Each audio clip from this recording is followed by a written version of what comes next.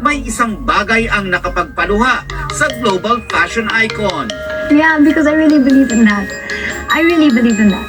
And I'm so grateful. Actually, I forgot about that. I'm grateful that I was able to live.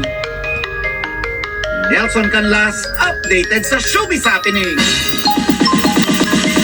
Oh, Hearty, congratulations. At ito mga buwan naman akong chika this Monday night. Ako po si Iya Arellano. Miss Mel Adam Emil.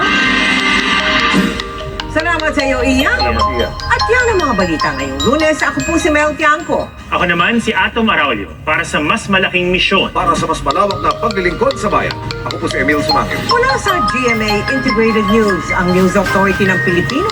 Nakatuto kami 24 oras.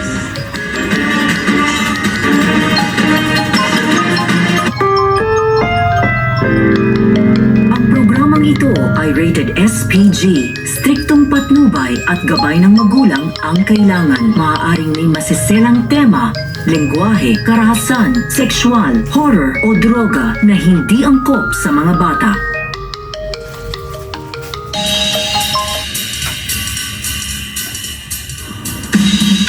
Sa huling bahagi ng ika-19 na siglo, isang bagong yugto ang nagbukas sa kasaysayan ng ating bansa.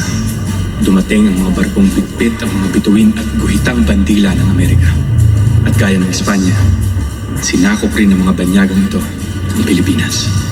Ngunit kaiba sa Espanya, ginawa ng Amerika ng modelo ang Pilipinas sa kanilang pagpapalawak ng kapangyarihan, kung kaya't nagpatupad sila ng maraming pagbabago. Itinayo ang maraming mga tulay, mga kalsada, at binuksan ang malayang kalakalan. Ipinatupad rin ng Amerika ang libreng edukasyon at pinalaganap ang pagtuturo ng wikang Ingles sa mga Pilipino. Kasabay ang pagpapalabas sa mga sinihan ng mga pelikulang gawang Hollywood upang maging pangunahing libangan ng mga Pilipino at ang paglaganap rin ng mga stage shows na tinatawag